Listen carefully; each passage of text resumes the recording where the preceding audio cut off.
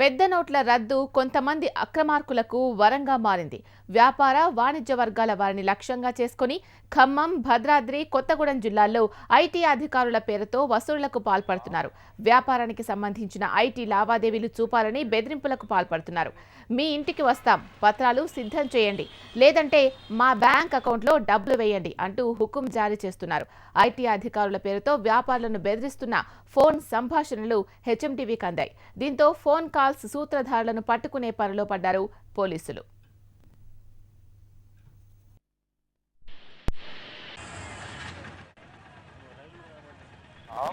Hello, చెప్పండి. నేను Vijay traders అండి. మొన్న ఈవినింగ్ కాల్ చేస్తారు కదా, రైడింగ్ చేస్తాము వస్తున్నాం అనేసి. అవునవును. అదే సార్, ఎక్కడి నుంచి సార్ వచ్చేది? ఖమ్మం నుంచా లేకపోతే వరంగల్ నుంచా? ఖమ్మం నుంచి వస్తారు. ఎక్కడి నుంచి వస్తారు? ఏంటి సార్? ఖమ్మం నుంచే వస్తారండి. మీకు అదర్వైజ్ నుంచి రావడానికి ఎవరికి పవర్స్ ఉండవు. మీ సరౌండ్స్ నుంచి ఖమ్మం నుంచే వస్తారు. Okay okay. దేనికోసం కాల్ చేస్తున్నా? దానికోసమే సార్, దాని నుంచి కాల్ చేశాను. మనం అన్ని మార్నింగ్ చెప్పాను, ఫైల్ చార్జ్ అయితే ఎటువంటి హెల్ప్ చేయలేను, నాకు చేయొచ్చు అని చెప్పాను కదా. అర్థం కదా సార్ మీరు చెప్పేది? నేను మార్నింగ్ మీ ఫాదర్ కి చెప్పాను, నేను ఫైల్ చార్జ్ తీసుకున్నానండి, ఇబ్బంది అయితే మార్నింగే చెప్పండి, ఏ ఇబ్బంది లేకపోతేనే ఫైల్ చార్జ్ ఇస్తాను అని చెప్పాను. సరేనండి, సార్కి ఇచ్చేసేయండి ఫైల్ అని సార్ చెప్పారు మీ ఫాదర్. నేను ఆ పని మీద ఉన్నాను, నాకు కాల్ చేయొద్దని చెప్పాను కదా. మళ్ళీ ఇంకా నాకెందుకు కాల్ చేస్తారు? ఎవరికి చేశారండి? నాకు అసలు చెప్పలేదు. నాకు అసలు ఫోన్ చేయలేదు మీరు, నాకు చెప్పని కూడా చెప్పలేదు మీరు. అంటే లిఫ్ట్ చేసింది ఎవరు? మీ బ్రదరా? మా బ్రదర్ ఎవరు ఉండారండి? ఈ నెంబర్తో నేను ఒక్కనే ఉంటాను. అసలు మీరు నాకు కాల్ కూడా చేయలేదు. మరి మీరు ఎందుకు కాల్ చేశారు? మీరు మొన్న సాయంత్రం నాకు కాల్ చేశారండి. మొన్న సాయంత్రం చేశారు, ఇట్లా వస్తున్నాం మీ షాప్ దగ్గరికి రైడింగ్కి, ఫైల్స్ తీసి బయట పెట్టండి అన్నారు.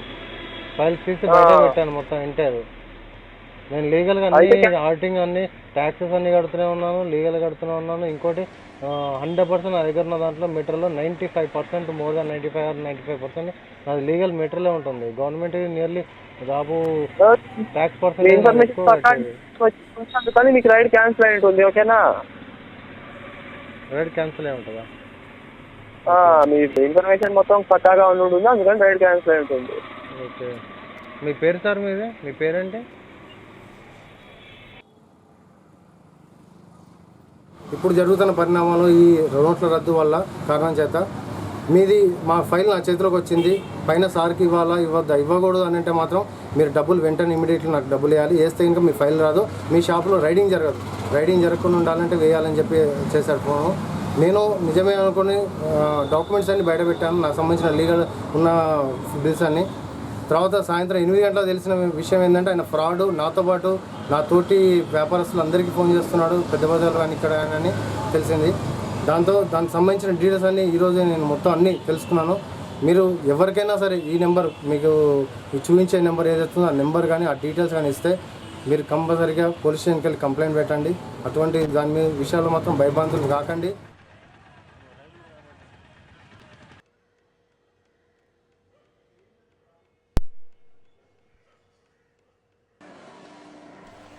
దీనికి సంబంధించి మన అప్డేట్స్ అందించడానికి మా ప్రతినిధి నాగేందర్ ఫోన్ లైన్లో సిద్ధంగా ఉన్నారు. నాగేందర్, చెప్పండి, ఈ ఘటన ఎలా వెలుగు చూస్తుంది? ఎవరైనా అట్లా బెదిరిస్తే వాళ్ళకి డబ్బులు కట్టడం జరిగిందా ఇప్పటి వరకు? గుడ్ మార్నింగ్ శిలా. ఈ పెద్ద నోట్ల రద్దు నేపథ్యంలో అసలే ఆందోళన ఉన్న వ్యాపార వాణిజ్య వర్గాల వారిని ఆసరాగా చేసుకుని కొంతమంది ఈ ఐటీ లెక్కలు చూపాలంటూ ఒక దందా స్టార్ట్ చేశారు. ముఖ్యంగా ఖమ్మం, భద్రాద్రి, కొత్తగూడెం జిల్లాలో గత వారం రోజులుగా ఈ వ్యవహారం కొనసాగుతున్నట్లు హెచ్ఎంటీవీ దృష్టి రావడంతో ఈ వ్యవహారంపై దృష్టి సారించడంతో ఇప్పుడు వాస్తవాలు వెలుగులోకి వచ్చాయి.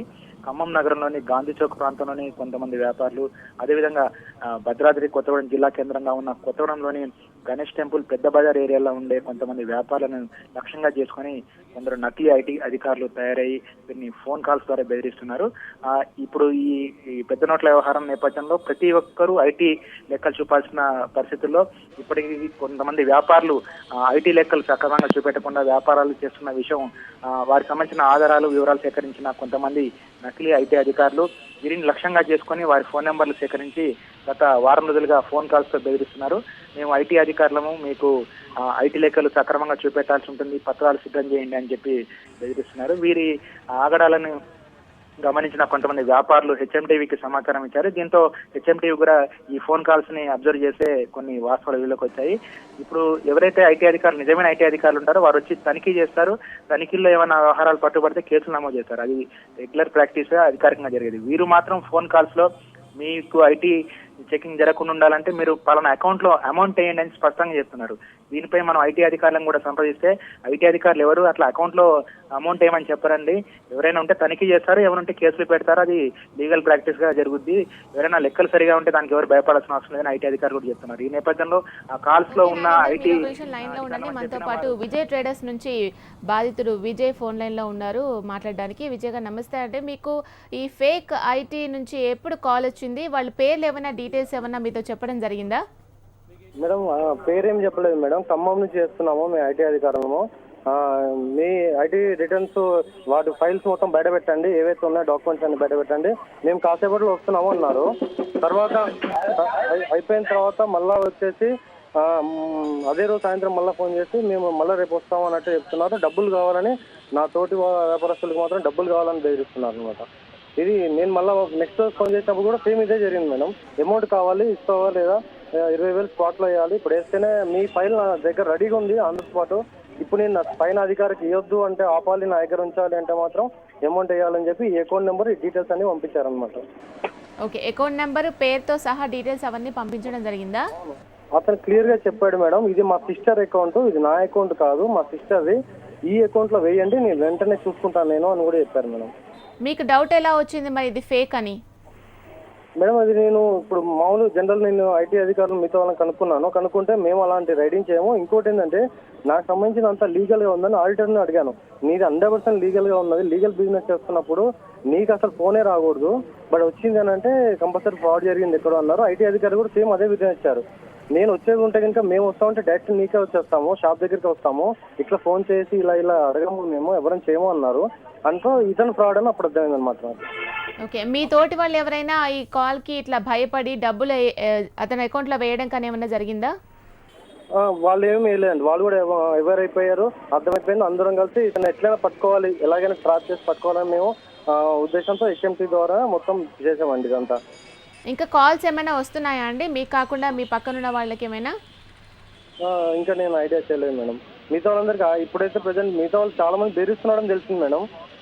ఇప్పుడు జస్ట్ ఒక 10 minutes బ్యాక్ కూడా మళ్ళీ ఫోన్ చేశాడు. నాకు ఈవినింగ్ 11 o'clock 11:30 షాప్ దగ్గరకు వస్తాను, ఫైల్స్ అన్ని బయట పెట్టు, డబ్బులు రాలేదు ఇంకా, నాకు రాకపోతే మాత్రం నీ షాప్ లో ఉంటాను నేను అన్నాడు. జస్ట్ ఒక 10 minutes బ్యాక్ కూడా మళ్ళీ ఫోన్ చేశాడు. కంప్లైంట్ చేశారా అండి? పోలీసులు ఏమంటున్నారు? లేదు మేడం, ఇంకా చేయలేదు మేడం. అప్రోచ్ అవ్వాలి ఫస్ట్, ముందు అవేర్నెస్ అందరికి అవ్వాలి కదా, మీడియా ద్వారా ముందు అవేర్నెస్ అవ్వాలి. మిగతా చాలా షాపులకు ఫోన్ చేస్తూ ఉన్నాడు, ముందు అది స్టాప్ అవ్వాలనేసి నేను ఫస్ట్ మీడియాకి అప్రోచ్ అయ్యాను మేడం. ఓకే రైట్, థ్యాంక్స్ అండి విజయ్ గారు. నెక్స్ట్ నరేష్ ట్రేడర్స్ నుంచి నరేష్ గారు ఉన్నారు. నరేష్ గారు చెప్పండి, మీకు కాల్ ఎప్పుడు వచ్చిందండి? బుధవారం రోజు వచ్చింది మేడం మా కాలు, 4 వచ్చింది. చేసి ఇట్లా మేము ఐటీ డిపార్ట్మెంట్ నుండి చేస్తున్నాము, ఇది ఫైల్స్ అన్ని రెడీ పెట్టుకోండి అని చెప్పారు మేడం. అయితే సరే మా అకౌంటెంట్ గారిని కనుక్కొని మీకు చేస్తాం సార్ అని చెప్తే, సరే కనుక్కొని చెప్పండి అని చెప్పారు. మళ్ళీ మేము ఒక 10 నిమిషాలు మా అకౌంటెంట్ గారు అడిగితే మాది కొద్దిగా పెండింగ్ ఉంది మేడం, పెండింగ్ ఉందని చెప్పాను. మళ్ళీ వాళ్ళకి ఫోన్ చేసి చెప్తే, సార్ పెండింగ్ ఉంటే సార్ వస్తే చాలా కష్టం అవుతుంది, చాలా ట్యాక్స్ వేస్తారు, మా ఐటీఓ గారు అయితే ఏం తీసుకోరు కానీ మొత్తం గవర్నమెంట్ ట్యాక్స్ వేస్తారని చెప్పారు. అదేంటి సార్ అలా అంటే, సరే మీరు లేదు అని అంటే మాకు 20,000 రూపాయలు మా అకౌంట్లో వేయించేయండి, మేము ఆ ఫైల్ని పక్కా పెట్టిచ్చేస్తాము అని చెప్పడం జరిగింది మేడం. అయితే మేము సరేనండి మీకు అనుకుంటామండి అని చెప్పి మళ్ళీ మేము ఐటీఓ గారు, మా దగ్గర ఉన్న ఐటీఓ గారిని సంప్రదిస్తే ఇదంతా ఫేక్ కాలండి, ఇలాంటివి ఏమైనా ఉంటే మాకు తెలియపరచండి అని చెప్పారు మేడం. ఓకే, వాళ్ళ పేర్లు ఏమైనా చెప్పారా అండి? ఎక్కడి నుంచి వస్తారు, ఏ టైంకి వస్తారని? అట్లా ఏం చెప్పలేదు మేడం. మేము సాయంత్రం 5:30 6 వస్తాము, మీరు అన్ని రెడీ పెట్టండి అని చెప్పారు. పేరు సునీల్ అన్నారు మేడం అతను ఫోన్ లో. మళ్ళీ మేము ఫోన్ చేస్తేనేమో నేను ఆ నెంబర్ కాదు రాంగ్ నెంబర్ అంటున్నారు. అతను ఇంకా వేరే వాళ్ళతో కూడా ఈ డీలింగ్ నడుపుతున్నట్టు మాకు ఎట్లా అంటే ఫోన్ లో వినపడుతుంది కదా మేడం, మేము కాకపోతే వాయిస్ రికార్డ్ చేయలేకపోయాం అది. ఓకే, ఇప్పటి వరకు అయితే డైరెక్ట్ గా వచ్చి కలవడం కానీ ఇట్లా డబ్బులు పేమెంట్ తీసుకోవడం కానీ ఏం చేయలేదు? ఓన్లీ వాళ్ళు ఏదో అకౌంట్ నెంబర్ కూడా ఇచ్చారు మేడం, ఇచ్చి దాంట్లో ఏంటని చెప్పారు. మేము ఏం చేసామంటే వేరే కోడ్ చెప్తాము, వేయకుండా ఉత్తిగా వేరే వాళ్ళ నెంబర్ చెప్పాం మేడం, ఇట్లా వేసామని యూటీఆర్ నెంబర్ వేరే తప్పులు చెప్పాను. చెప్తే మళ్ళీ వాళ్ళు మెసేజ్ పెట్టారు వేరే వ్యక్తి కూడా, కొత్తగూడెంలో ఇంకో వ్యక్తి కూడా చేశారు. ఓకే, వాళ్ళకి మెసేజ్ పెట్టి మీ డబ్బులు వేయకండి మేము వచ్చి మాట్లాడుకుంటాం అని చెప్పారు. అయితే ఇదంతా ఐటీ వాళ్ళది కాదు మేడం, ఫేక్ కాల్స్ మేడం మొత్తం వీళ్ళు. ఓకే అండి, ఓకే. థ్యాంక్ యూ నరేష్ గారు.